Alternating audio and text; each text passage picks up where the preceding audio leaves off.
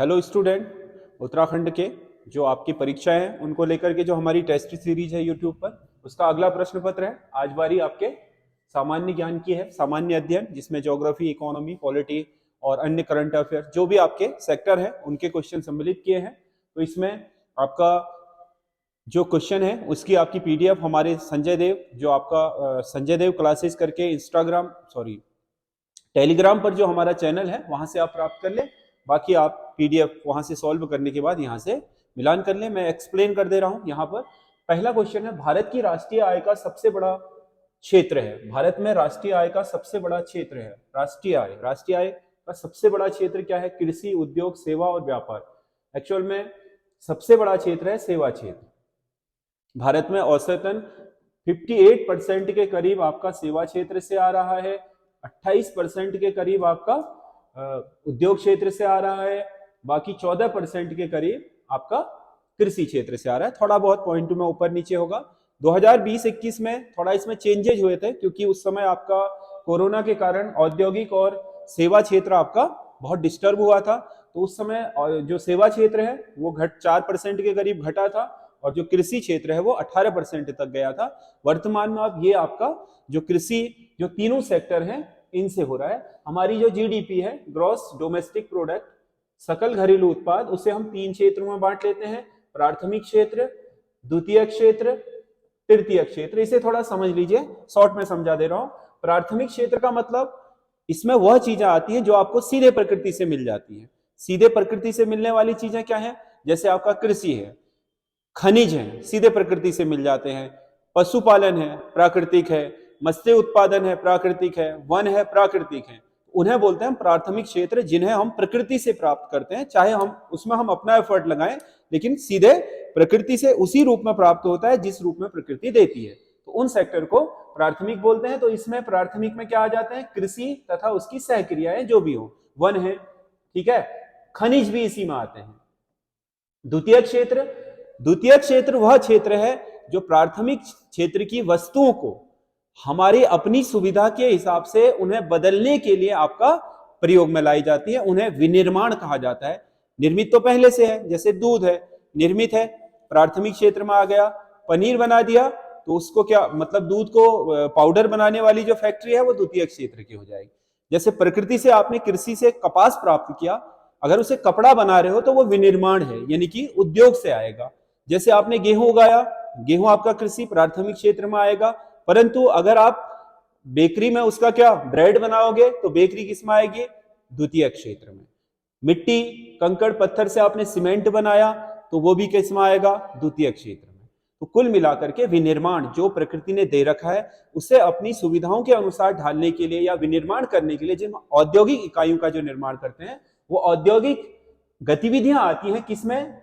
उद्योग किसमें आते हैं? द्वितीय क्षेत्र में। और तृतीय क्षेत्र में इन दोनों को एक इंसान से दूसरे स्थान तक ट्रांसफर करने के लिए, उनको ले जाने के लिए, सुविधाजनक बनाने के लिए जो सेवाएं होती है, जैसे आपने मान लो उत्तराखंड को दिल्ली से कुछ मंगाया, तो उसके लिए क्या करा? ट्रांसपोर्ट करा। दिल्ली से चीजें आई, वो तो किससे आई? सड़क परिवहन से आई, परिवहन भी हो गया। इसके लिए आपने व्यापारी को जो फोन किया वो किसके माध्यम से किया? आपने टेलीफोन के माध्यम से। टेलीफोन क्या आ गया? आपका सेवा सेक्टर, क्योंकि ये बनाने में काम आया। पैसा किससे डाला आपने? बैंक के थ्रू डाला, तो बैंक किस में आ गया? Service sector. उससे पहले आपने यूट्यूब में किसी से कंसल्ट किया था कि हाँ ये चीज ठीक है या नहीं है, तो कंसल्टेंसी सर्विस किस में आ गई? आपके सर्विस में। तो वकील है जो कंसल्ट करता है, डॉक्टर है, शिक्षक है, जितनी भी तरह की आपकी क्या होती है सेवाएं, जिसमें आपका प्रत्यक्ष रूप से किसी प्रोडक्ट को नहीं बनाया जाता है, बल्कि इंटरएक्चुअल प्रॉपर्टी यानी कि ज्ञान का आदान प्रदान किया जाता है, सेवाओं का आदान प्रदान किया जाता है, उसे हम सर्विस सेक्टर बोलते हैं। वो आपका किसमें आता है? तृतीय क्षेत्र में। तो ये सेवा सेक्टर है। तो 3 आपके जीडीपी के अंश हैं। तो जीडीपी में इसी क्रम में योगदान भी है। सबसे ज्यादा योगदान हमारा सेवा क्षेत्र का है, तृतीय का, फिर द्वितीय का, फिर प्राथमिक क्षेत्र का। अगला क्वेश्चन है, भारतीय रिजर्व बैंक के मुक्त व्यापार प्रचालन का अर्थ क्या होता है? आरबीआई का मुक्त व्यापार प्रचालन, खुले व्यापार की प्रक्रियाएं क्या होती हैं? जब आरबीआई को यह लगता है कि मार्केट में आपका मंदी है या मार्केट में बहुत ज्यादा आपका तीव्र हो रहा है और लोगों की जेब में ज्यादा पैसा आ रहा है, तो उसको क्रेडिट कंट्रोल यानी कि लोगों से पास पैसा जो आपका ज्यादा पहुंच रहा है उसे रोकने की जो आपकी डोर है वो आपके आरबीआई के पास है, क्योंकि आरबीआई बैंकों को ऋण देता है। उस ऋण पर जो भी ब्याज दर होती है अगर उसे घटाएगा बढ़ाएगा, सीआरआर को घटाएगा बढ़ाएगा, एसएलआर को घटाएगा बढ़ाएगा, तो उससे क्या होता है कि बैंकों की पूंजी सिमट जाती है।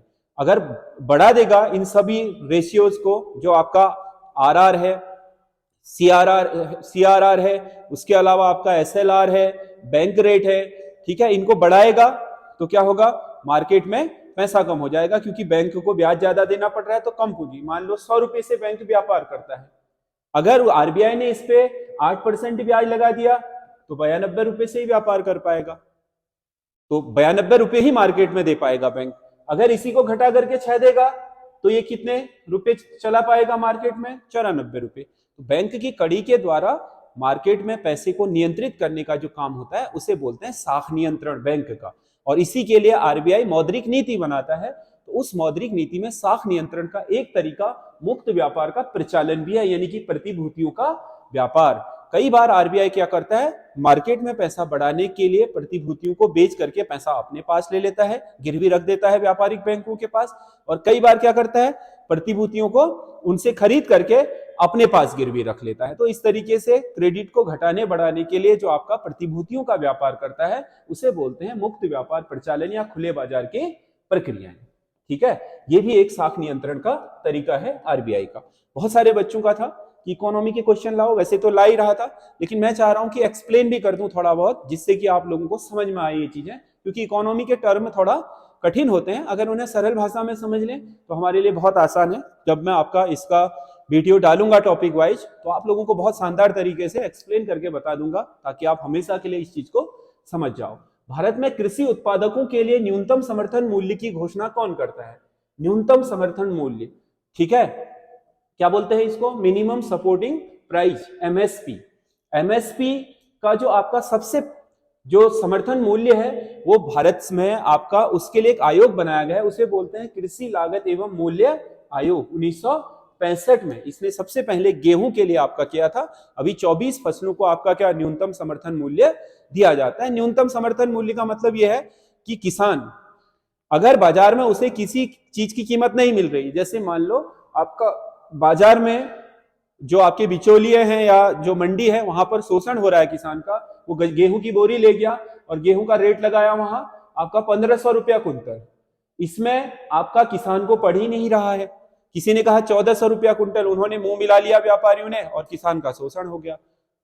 लेकिन सरकार क्या करती है, सरकार ने कहा 1800 रुपये न्यूनतम समर्थन मूल्य देंगे हम। तो इसका मतलब यह है कि आपको बाजार में जो भी रेट मिल रहा है, आप 2500 मिल रहा है तो 2500 में बेच के आइए, लेकिन आपको एक कम से कम प्राइस भारत सरकार देगी। इसीलिए अगर आपका गेहूं बाजार में 1800 से ऊपर बिक रहा है तो बेचिए, 1800 नीचे फेंकना नहीं आपको। आप 1800 रुपए में आप क्या करो, किसी भी सरकारी गोदाम में बेच करके आ जाओ, पर्ची ले आओ, थोड़े दिनों बाद अकाउंट में आपके पैसे पड़ जाएंगे। उसको बोलते हैं एमएसपी, न्यूनतम मिनिमम सपोर्टिंग प्राइस, न्यूनतम समर्थन मूल्य, यानी कि आपका कहीं नहीं बिक रहा है तो सरकार इतने में तो कम से कम खरीद ही लेगी। यह है न्यूनतम समर्थन मूल्य जो भारत सरकार का कृषि एवं लागत मूल्य आयोग आपका देता है। अगला क्वेश्चन है, प्रच्छन्न बेरोजगारी का सामान्य अर्थ होता है। प्रच्छन्न, प्रच्छन्न का मतलब क्या होता है? प्रच्छन्न का मतलब होता है छिपा हुआ।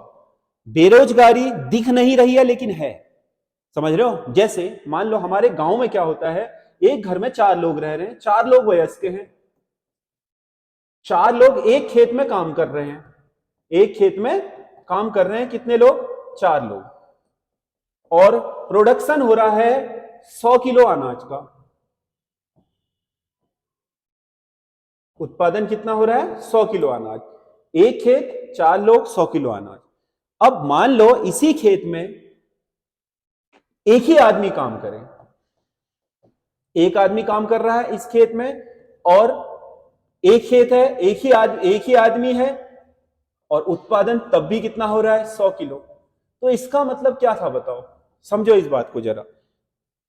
4 लोगों ने काम किया तब भी 100 किलो था उस खेत में, एक आदमी ने काम किया तब भी 100 किलो था। इसका मतलब 3 लोगों के पास कोई दूसरा काम नहीं है, वो हाथ बटाने के लिए खेत में गए, अब वो काम करते हुए तो दिख रहे हैं, लेकिन उनकी जो सीमांत उत्पादकता है वो शून्य है, क्योंकि एक आदमी भी सोई उगा रहा है, 4 भी सोई, यानी कि वो 3 लोग बेकार में वहां लगे हुए हैं, जो रोजगार में दिख तो रहे हैं काम करते हुए, लेकिन उनकी उत्पादकता क्या है, खत्म है। न्यूनतम जो आपका सीमांत उत्पादकता है वो शून्य है। तो इस प्रकार से वहां पर जो 3 लोग अतिरिक्त लगे थे वो कहलाएंगे प्रच्छन्न बेरोजगार।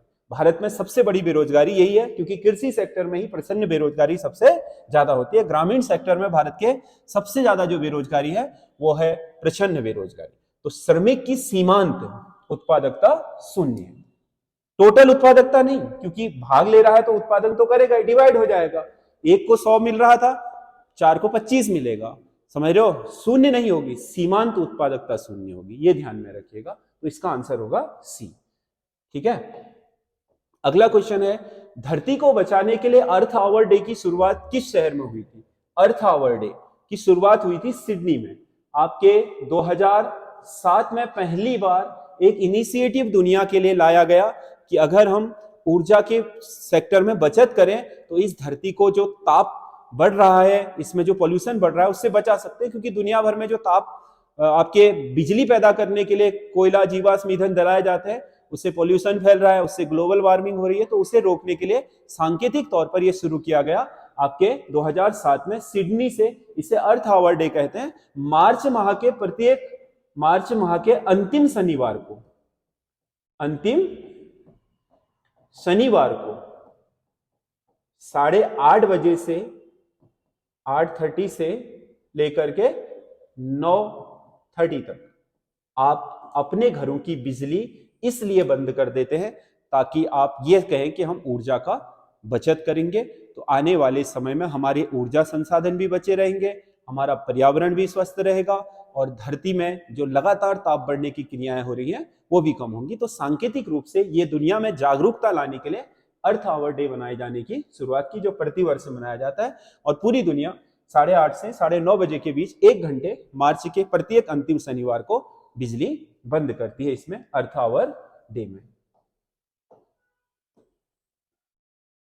IUCN द्वारा रेड डाटा बुक किस वर्ष से प्रकाशित की जा रही है? IUCN जो आपका दुनिया भर में आपके नेचुरल रिसोर्स और नेचर को बचाने के लिए इंटरनेशनल क्या है आपका संगठन है। इस IUCN की जो आपकी रेड डाटा बुक है, जो पूरी दुनिया भर में आपके प्राणियों का श्रेणीकरण करती है, 9 श्रेणियों में प्राणियों को बांटती है। उस बुक में आपका, इस बुक को बोलते हैं रेड डेटा बुक। इसमें हर प्राणी का क्या है उल्लेख है, परंतु उसकी कैटेगरी है 9 कैटेगरी। जैसे एक प्राणी जो संकटग्रस्त है, एक वन विलुप्त हो चुका है, एक अति आपका संकट में है, एक विलुप्त हो चुका है, एक की संख्या ठीक ठाक है, एक का क्या वनों में धीरे धीरे कम हो रहा है, एक की संख्या क्या है अभी हमने गिनती नहीं की है, कुछ के आंकड़े पर्याप्त नहीं है। इस तरीके से 9 कैटेगरी में रेड डाटा बुक अपनी जो सूची है वो जारी करता है प्रतिवर्ष, और ये कर रहा है 1969 से। ठीक है, ये international union for conservation of nature and natural resources जो आपकी संस्था है उसके द्वारा किया जाता है। इसका ही एक संगठन है वर्ल्ड वाइल्ड लाइफ फंड जिसे बोलते हैं WWF। अगला क्वेश्चन है, देवदास नामक पुस्तक की रचना किसने की थी? देवदास नामक पुस्तक लिखी थी शरद चंद्र चट्टोपाध्याय ने। शरद चंद्र चट्टोपाध्याय की है देवदास, बहुत फेमस पुस्तक है। ठीक है, अगला, Birbal Sahni institute of polio botany कहां स्थित है? पोलियो बॉटनी आपका जो आपका बॉटनिकल यानी कि वनस्पतियों को लेकर के किए जाने वाले अनुसंधान की भारत की सबसे प्रसिद्ध शाखाओं में से एक है बीरबल साहनी, क्योंकि ये आपके बहुत बड़े आपके क्या रहे वनस्पति विज्ञानी रहे थे। इन्हीं के नाम से आपका पोलियो बॉटनी स्थापित किया गया है, कहां? लखनऊ में। अगला क्वेश्चन है, राजस्थान का कोटा शहर किस नदी के तट पर बसा हुआ है? कोटा अरावली के पूर्व में है, और कोटा नदी बसा है किस पर? चंबल नदी पर। चंबल मध्य प्रदेश के मऊ से उद्गमित होती है। मध्य प्रदेश के बाद फिर आपका राजस्थान में जाती है। राजस्थान में जहां इससे सीमा बना रहा है वहीं पर आपका गांधी सागर, जवाहर सागर, राणा प्रताप सागर जो परियोजनाएं हैं वो यहीं पर है चंबल में। फिर उसके बाद ये जाता है राजस्थान में कोटा शहर, उसके बाद कोटा से आपका राजस्थान में उत्तर प्रदेश में आती है, फिर यह उत्तर प्रदेश में यमुना से मिल जाती है। तो चंबल नदी पर है कोटा। अगला क्वेश्चन है, भारत आने वाले पहले अमेरिकन राष्ट्रपति कौन थे? अमेरिकी राष्ट्रपति, भारत आने वाले पहले अमेरिकी राष्ट्रपति थे डी आइजनहावर, डोजन आइजनहावर थे। इन्होंने आपका 1959 में पहली बार भारत की यात्रा की थी। स्वतंत्र भारत में पहले अमेरिकी राष्ट्रपति यही थे, और वैसे भी ओवरऑल भी पहले राष्ट्रपति यही थे। 1959 में आए थे पंडित जवाहरलाल नेहरू के आपके कार्यकाल में, और इसी दौरान भारत के साथ इन्होंने PL 480 समझौता किया था। PL 480 समझौता, जिसके तहत भारत को, जो आपका उस समय शीत युद्ध चल रहा था सोवियत संघ और US, उसमें निष्पक्ष बने रहना था। वैसे भी निष्पक्ष ही था भारत, क्योंकि भारत आपका गुटनिरपेक्ष का आंदोलन करता था। गुटनिरपेक्ष का मतलब किसी भी ध्रुव की तरफ नहीं जाएगा। उसके अलावा भारत के लिए कुछ अमेरिका ने शर्तें निर्धारित की थी, जिसके बदले में अमेरिका भारत को अनाज दे रहा था, क्योंकि भारत में बहुत भयंकर भूखमरी थी इस समय, और भारत को ज्वार और बाजरा देता था अमेरिका सहायता के रूप में। PL 480 समझौता बोलते हैं इसको, ठीक है। समझौता 1965 में टूट गया ये समझौता, जब भारत और पाकिस्तान का युद्ध हुआ। भारत ने पाकिस्तान पर आपका बहुत जबरदस्त आपके फायरिंग करी, हवाई फायरिंगें करी। उसके बाद अमेरिका ने भारत से कहा कि आप युद्ध में सीज फायर करो, जबकि अमेरिका के द्वारा दिए गए F-16 विमानों का लगातार भारत के लिए प्रयोग कर रहा था पाकिस्तान। अमेरिका ने पाकिस्तान को नहीं रोका, भारत को रोकना चाहा। तो जब भारत ने मना कर दिया कि हम भी नहीं रोकेंगे, तो अमेरिका ने हिंद महासागर में पहुंचे हुए अपने कई जहाज, जो भारत के लिए PL 480 के तहत बहुत सारा अनाज ला रहे थे, उन्हें वापस बुला लिया। तो उसके बाद आपका ये समझौता समाप्त हो गया। तो ये डोजन आइजनहावर जो थे, उनके द्वारा किया गया था। ये पहले राष्ट्रपति थे अमेरिकी जो भारत आए थे। अगला, स्काउटिंग का जनक किसे माना जाता है? स्काउट और गाइड बोलते हैं, जिसमें आपके विभिन्न तरह से बच्चों को, स्कूली बच्चों को ट्रेंड किया जाता है। विभिन्न आपके जो कलाएं हैं, कलाएं कहने का मतलब है विभिन्न तरह के जो आपके आपदाओं के समय या अन्य जो सैन्य कार्य होते हैं उनके लिए, ताकि बच्चे देश में किसी भी तरह की आफत की स्थिति में आपका एक सपोर्टिंग रोल में आ सके, कि आर्मी लड़ रही है, NCC उसे सपोर्ट कर रही है, तो स्काउट गाइड भी उन्हें सपोर्ट करें। देश में किसी भी तरह की आपातकालीन स्थितियों में एक सपोर्टक दल, जो अपना तो बचाव करें ही और लोगों की भी जान बचाए आपातकालीन स्थितियों में, इसके लिए आपका बेडेन पावेल के नेतृत्व में पहली बार आपका स्काउटिंग गाइड का जो जनक है वो बेडेन पावेल ही है। इसके नेतृत्व में ही पहली बार स्काउटिंग गाइड की आपकी जो क्या संकल्पना है वो की गई थी। अगला क्वेश्चन है, रामसर। रामसर क्या है? अंतरराष्ट्रीय रामसर समझौता, जो 1971 में ईरान के रामसर नामक स्थान पर हुआ था, जो दुनिया भर की जो अति महत्वपूर्ण नम भूमियां, आर्द्र भूमियां हैं, जो मतलब आपका झील या फिर जलाशय हैं या दलदल हैं, जिनमें बहुत सारा आपका क्या होता है, बायोडाइवर्सिटी होती है, और ये क्षेत्र कार्बन के अवशोषक भी होते हैं, जो हमारी धरती के लिए एक तरीके से फेफड़े का काम करते हैं। इन आपके क्षेत्रों को बचाने के लिए अंतरराष्ट्रीय स्तर पर एक समझौता हुआ है ईरान के रामसर नामक नगर में, उसे बोलते हैं रामसर समझौता। आपका ये नम भूमि को बचाने का समझौता है। इसके तहत भारत में आपके जो 75 आपके क्षेत्र अब तक इस सूची में आ चुके हैं। उनमें से एक पॉइंट कैलेमर भी है। पॉइंट कैलेमर आपका कहाँ स्थित है कह रहा है, तो पॉइंट कैलेमर है तमिलनाडु में। अगला क्वेश्चन है, किस खेल का परिसर एरिना कहलाता है? एरिना। तैराकी का क्या है? पूल। साइकिलिंग का क्या है? वेलोड्रम। आइस हॉकी का क्या है? रिंग नहीं, रिक बोलते हैं इसको, रिक। आइस हॉकी के जो आपका इसका खेल। घुड़सवारी का जो परिसर है उसे बोलते हैं एरिना। एरिना घुड़सवारी वाला। घोड़े के दौड़ का तो क्या है? रेस कोर्स बोलते हैं जिसको, कोर्स। वो आपका जो घुड़सवारी वाला है उसे बोलते हैं एरिना। ठीक है। अगला क्वेश्चन है,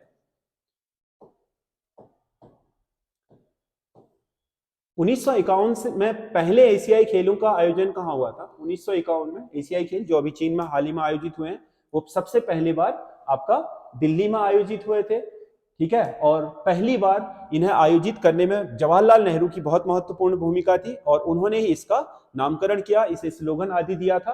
तो पहले एशियाई खेलों की शुरुआत भारत से ही हुई थी, और जवाहरलाल नेहरू का इसमें बहुत बड़ा योगदान था।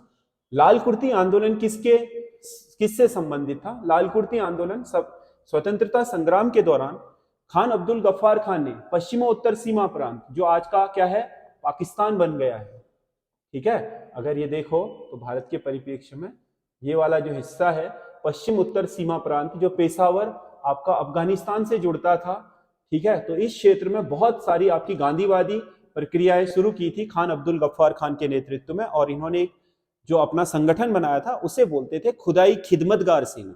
और खुदाई खिदमतगार सेना के जो आपके आंदोलनकारी होते थे वो लाल कुर्ता पहनते थे, इसीलिए उन्हें लाल कुर्ती भी बोलते हैं। तो सविनय अवज्ञा आंदोलन के दौरान ये बहुत सक्रिय हो गए थे, भारत छोड़ो आंदोलन तक। आपको पता है सविनय अवज्ञा आंदोलन के दौरान इसी जो खान अब्दुल गफ्फार खान के नेतृत्व में पेशावर में जो आपका जो सविनय अवज्ञा के लिए क्या धरना प्रदर्शन किया जा रहा था, उसी में वीरचंद्र सिंह गढ़वाली को गोली चलाने का आदेश दिया था उसके आपके ऑफिसर ने, रैकेट ने, लेकिन क्या वीरचंद्र सिंह गढ़वाली ने इनके ऊपर गोली नहीं चलाई, जिसे पेशावर कांड बोलते हैं। एक्चुअल में ये इन्हीं से जुड़ा है। किससे जुड़ा है ये लाल कुर्ती आंदोलन? खान अब्दुल गफ्फार खान और सविनय अवज्ञा आंदोलन के दौरान विशेष रूप से सक्रिय थे ये, ठीक है। तो कौन सा एक रामायण का लेखक नहीं है? कंबन, इसने तमिल रामायण लिखी है, आपको पता होना चाहिए, ठीक है। कंबन ने भवभूति उत्तर रामचरित के लेखक हैं, इनकी भी रामायण ही मानी जाती है। वाल्मीकि तो रामायण के लेखक हैं, कल्हण नहीं है, तो इसमें सही आंसर कौन होगा?